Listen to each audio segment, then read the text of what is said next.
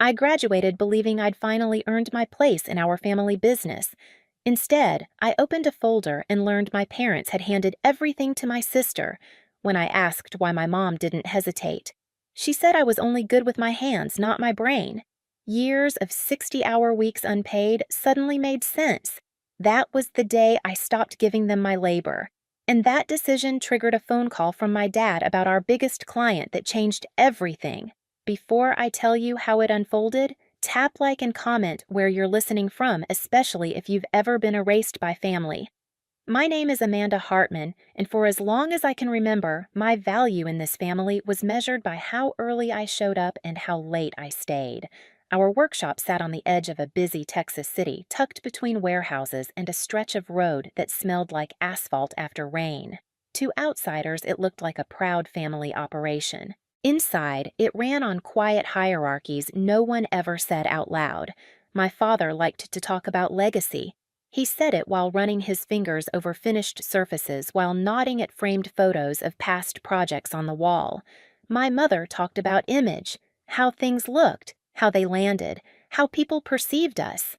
Between the two of them, the future was always discussed as if it already belonged to someone else. That someone was my younger sister, Lily. Lily never smelled like sawdust. She showed up polished hair, perfect clothes, untouched by work. When clients visited, she floated through the showroom with a smile that photographed well. My parents watched her like she was proof they'd done something right. When they looked at me, it was different. I was already assigned, already placed. I learned early not to argue. When I was a teenager, weekends meant cleaning, sanding, packing.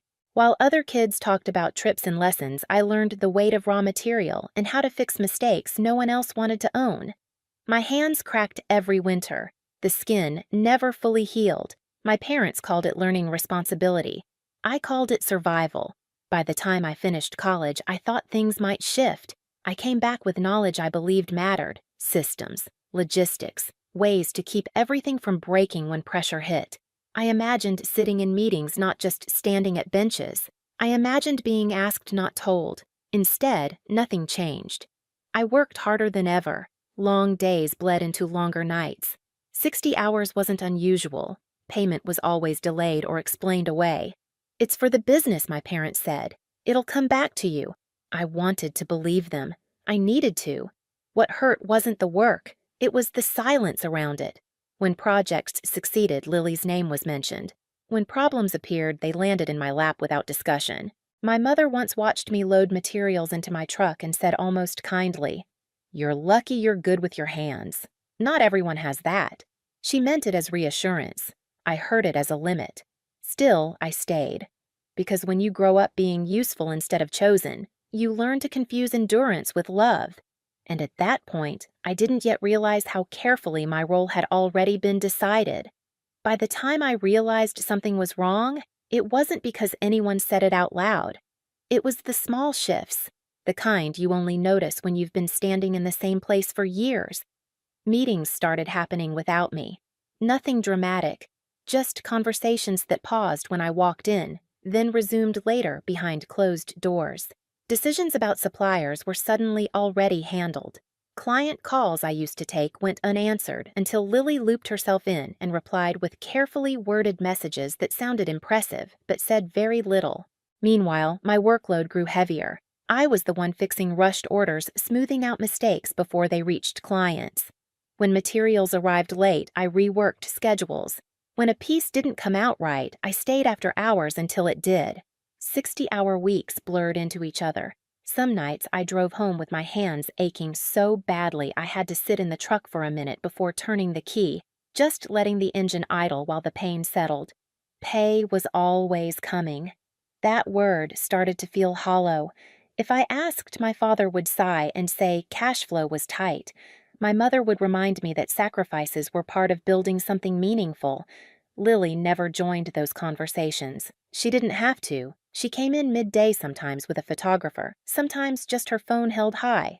She'd walk past workbenches like they were props, smile, snap a few shots, then disappear.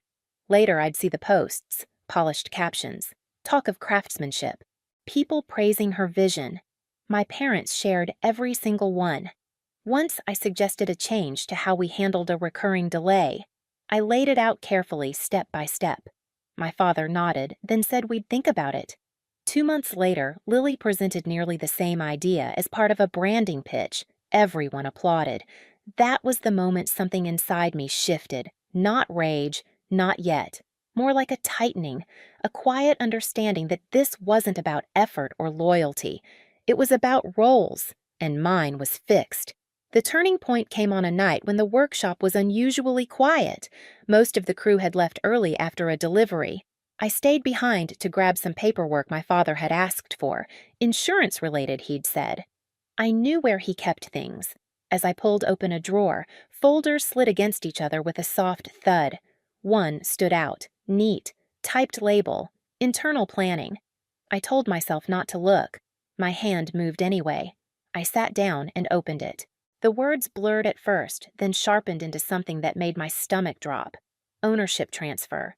Timeline. Names. Lily's name was everywhere. Mine appeared once, under a section about restructuring. Transition. Phase out. I read it again, slower this time, hoping I'd misunderstood. I hadn't. They hadn't forgotten me. They'd accounted for me. Carefully. Quietly. Months ago. The room felt smaller. The hum of the lights grew louder. I closed the folder, put it back exactly where it was, and stood there longer than I meant to, staring at nothing. That was when I understood the truth I'd been avoiding. I wasn't being overlooked. I was being replaced. I didn't confront anyone right away. I didn't slam doors or demand explanations.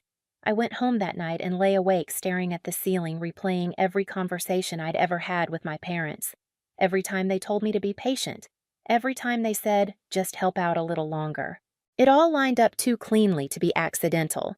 The next morning I went back to the workshop like nothing had changed. Same jeans, same apron, same quiet nods to the crew. But inside, something had collapsed.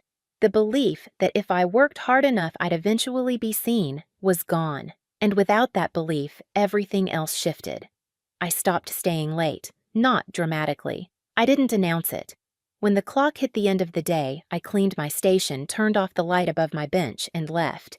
If an issue came up after hours, I documented it and set it aside for the next morning. If a delivery ran into trouble, I forwarded the details instead of fixing it myself. I didn't sabotage anything.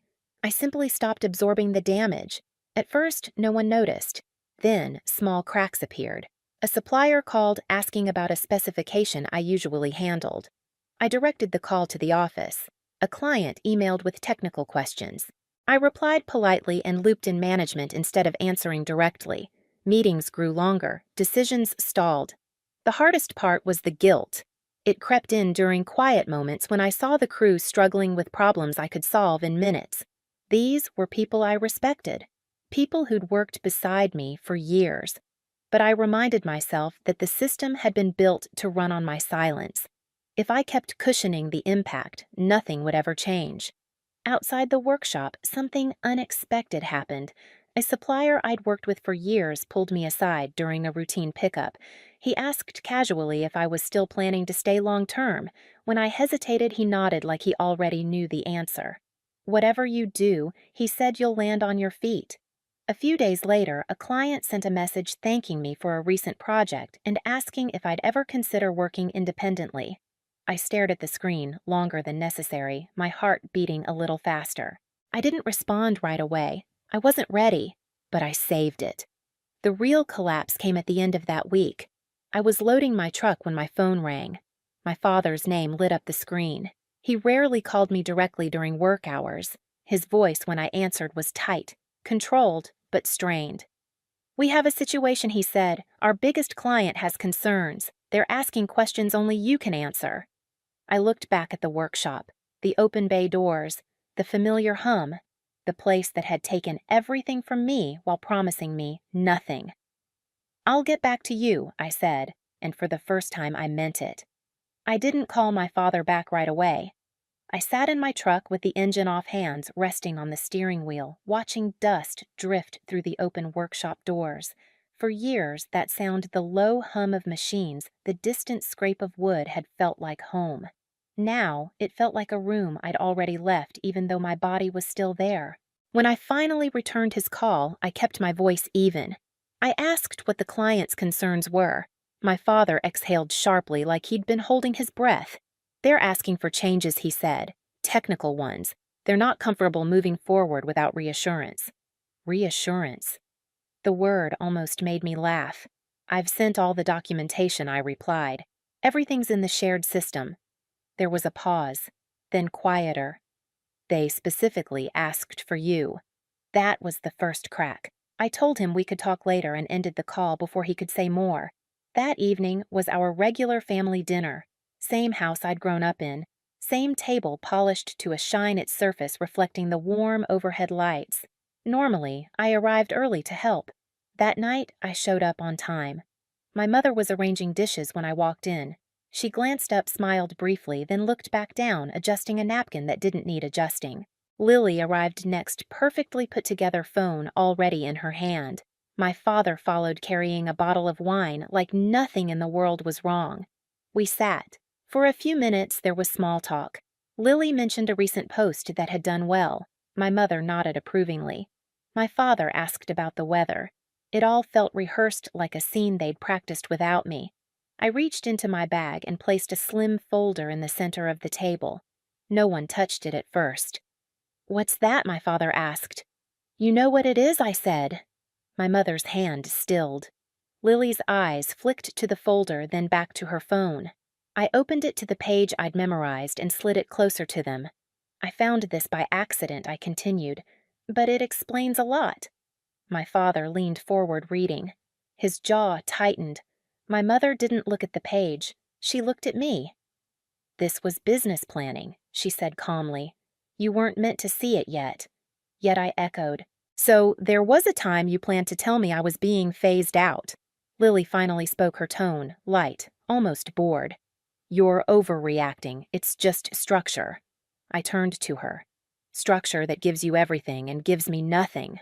My father opened his mouth, then closed it again. My mother sighed, the sound heavy with practiced disappointment. "Amanda," she said, "you've always been good with your hands. That's your strength. But leadership takes a different kind of mind." There it was. The sentence I'd heard in pieces my whole life, finally spoken without softening. Good with your hands, not your brain. I felt something loosen in my chest. Not pain, relief. So all those years, I said slowly, those long weeks, the projects I carried, the problems I solved, none of that mattered. "It mattered," my father said quickly. "Of course it did." "But not enough to count," I replied. The table went quiet. Then my father's phone buzzed. He glanced at it, frowned, and stood. "I need to take this." He stepped away, his voice dropping as he answered. I watched his shoulders tense, watched the color drain from his face. When he returned the bottle of wine forgotten on the counter, his expression was different, less composed. "It's the client," he said. "They're not comfortable proceeding." Lily scoffed. "They're bluffing." "They're not." My father snapped, then caught himself. He turned to me. "They're asking for you. They said if you're not involved, they're reconsidering." I met his eyes. "I told you everything you need is documented." "They don't want documents," he said. "They want the person they trust." My mother looked between us, confusion flickering across her face. "What does that mean?" It meant everything. I took a breath. "It means the relationship was with me. Not the brand, not the image. Me." Lily laughed sharp and disbelieving. "That's ridiculous. They work with the company." "They work with who delivers," I said. "Who answers their calls at night. Who fixes things before they become problems." My father rubbed his forehead. "Amanda, we need you to step in. Just this once." The irony almost made me smile, and after I asked, "After I fix this, do I go back to being phased out?" "We can revisit things," he said weakly. My mother leaned forward. "You're being selfish. This affects all of us." "No," I said quietly. "This affects the system you built." Another buzz. My father checked his phone again. His hand shook. "They're pulling out," he said, effective immediately. Lily stood. "That's impossible." "They sent notice," he replied. "They're done." The room felt smaller, the air heavier. Lily's confidence cracked just for a moment. My mother stared at the table. My father looked at me like he was seeing me clearly for the first time, and too late. "You could stop this," he said. I shook my head. No, I couldn't. Not anymore. Silence stretched between us, thick and uncomfortable. "I'm not doing this to punish you," I continued. "I'm doing it because I finally understand my place. And it's not here." My mother's voice wavered. "We're your family." "I know," I said. "That's why this hurts. But family doesn't quietly plan your exit while taking credit for your work." Lily crossed her arms. "So what, you're just walking away? I already did," I replied. I gathered the folder and slid it back into my bag. As I stood, my father reached out, then stopped himself. "This didn't have to happen," he said. "You're right," I answered. "It didn't, but you chose it." I left without another word. Outside, the night air was cool against my skin. I sat in my truck for a moment, breathing, letting the tension drain from my shoulders. My phone buzzed again. A message from the client, brief and direct, confirming they were moving on and thanking me for years of work. I stared at the screen, then set the phone down. For the first time in a long while, the future felt open. Not because I'd won something from them, but because I'd stopped waiting for permission.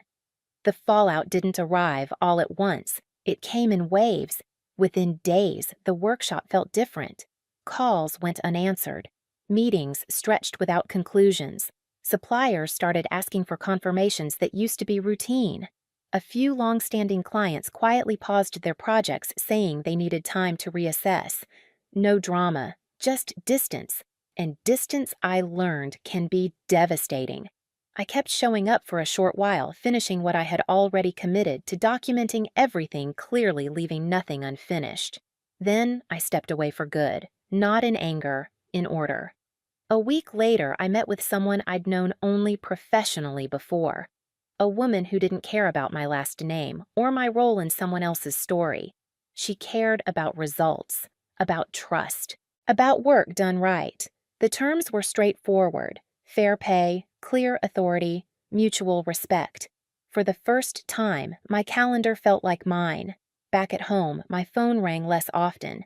When it did, I let it go to voicemail. My parents left messages that circled the truth without touching it. Lily posted more than ever, her captions louder, her confidence thinner. I didn't respond to any of it. The strangest part was the quiet. No late-night calls, no emergencies I had to absorb, no invisible weight on my shoulders. I slept through the night. I ate dinner without checking my phone. I felt my body settle into itself. I didn't win. I didn't lose. I chose. And in that choice, something finally balanced. For a long time, I believed my worth depended on being needed by people who never planned to choose me. I was wrong. Your value isn't decided by who takes credit for your work or who sidelines you when it's convenient. It's built in what you give and what you finally refuse to give away for free. If this story hit close to home, tell me where you're listening from and share your experience in the comments. And subscribe. There are more stories you won't want to miss.